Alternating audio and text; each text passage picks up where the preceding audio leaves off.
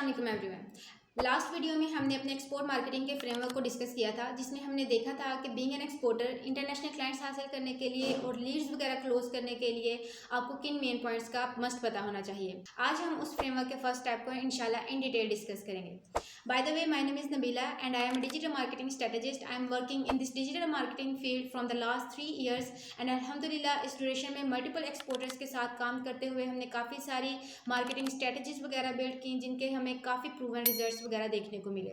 और वही marketing strategies इंशाल्लाह हम अब आपके साथ भी शेयर करेंगे। सो अगर आप एक्सपोर्टर हैं और जानना चाहते हैं कि कैसे डिजिटल मार्केटिंग कंपनीज आपके लिए इंटरनेशनल क्लाइंट्स वगैरह क्लोज करती हैं, कैसे उन तक आपके बिज़नेस को लेकर जाती हैं, या आप खुद अपने बिज़नेस के लिए मार्केटिंग करना चाहते हैं, तो ये वीडियो सीरीज़ आपके लिए बहुत ज़्यादा इंपॉर्टेंट होने वाली है। एंड आई मस्ट सजेस्ट कि आप चैनल को सब्सक्राइब लाजमी कर लें ताकि हर नई आने वाली वीडियो आप तक लाजमी पहुँचे।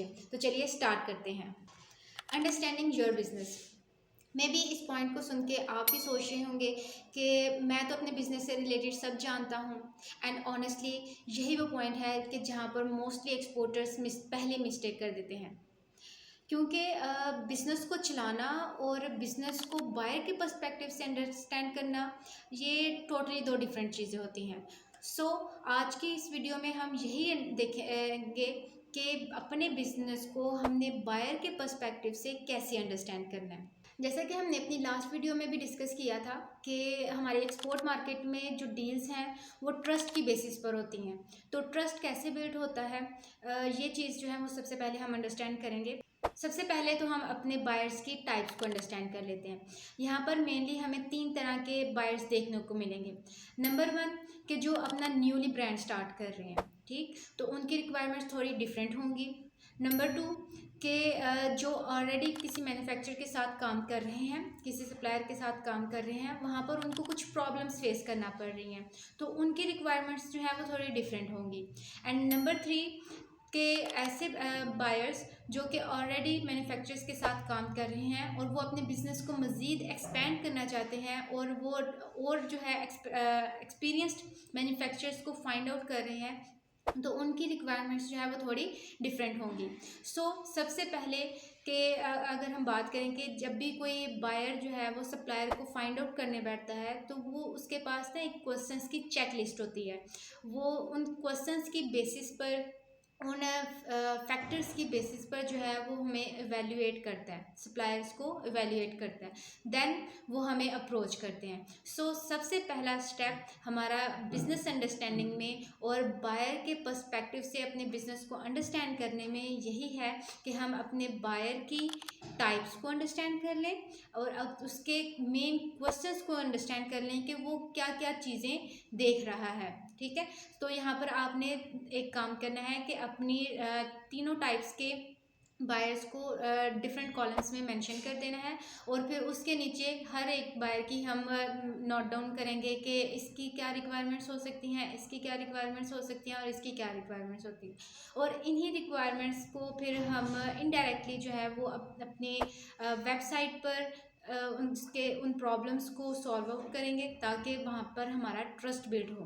अच्छा, यहाँ पर 2 मेन पॉइंट्स जो कि ऑलमोस्ट हर बायर जो है वो सप्लायर में देखता है। नंबर 1 कि सप्लायर जो है वो फ्रॉड तो नहीं, एंड नंबर 2 कि क्या सप्लायर हमारी प्रोडक्ट्स में एक्सपर्ट है या नहीं।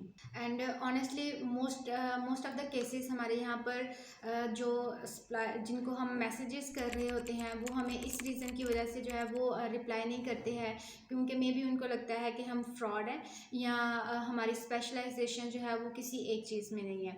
अब इससे रिलेटेड एक केस स्टडी हम देख लेते हैं कि किस तरह से जो है वो एवेल्युएशन होती है। ओके, लेट्स सपोज कि मैंने हुडीज़ के लिए एक सप्लायर को फाइंड आउट कर रही हूँ। तो उसके लिए मेरा सबसे पहला स्टेप क्या होगा कि मैं यहाँ पर आऊँगी गूगल पे और यहाँ पर हम सर्च करेंगे हुडीज़ मैन्युफैक्चर इन पाकिस्तान, और यहाँ पर हमारे पास कुछ वेबसाइट्स हमें मिल जाएंगी, तो जिनकी बेसिस पर हम इनको एवेल्युएट करेंगे। ओके, तो यहाँ पर देखिए मेरे सामने 2 सप्लायर्स आ गए हैं। एक सप्लायर नंबर 1 है कि जिसकी वेबसाइट पर क्लियरली मेंशन है कि उनकी कस्टम हुडीज़ मैन्युफैक्चर करते हैं, हैवी वेट फ्लीस एक्सपर्ट हैं, प्राइवेट लेबल हुडीज़ वगैरह बनाते हैं ये।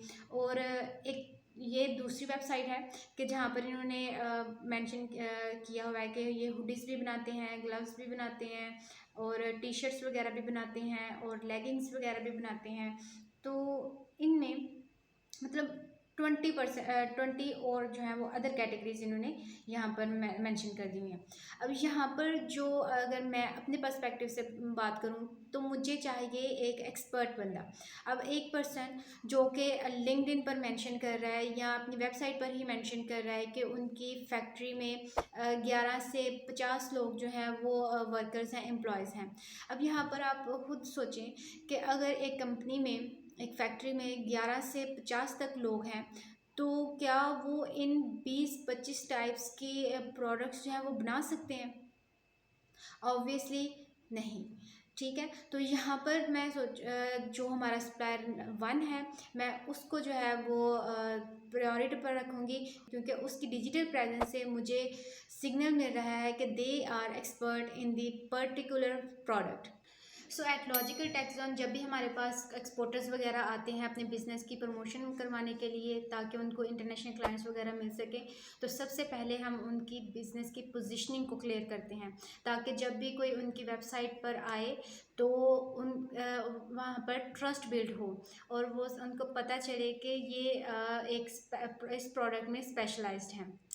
सो आज आपने सबसे पहला काम ये करना है कि अपने बिज़नेस को बायर के पर्सपेक्टिव से एवेलुएट करें।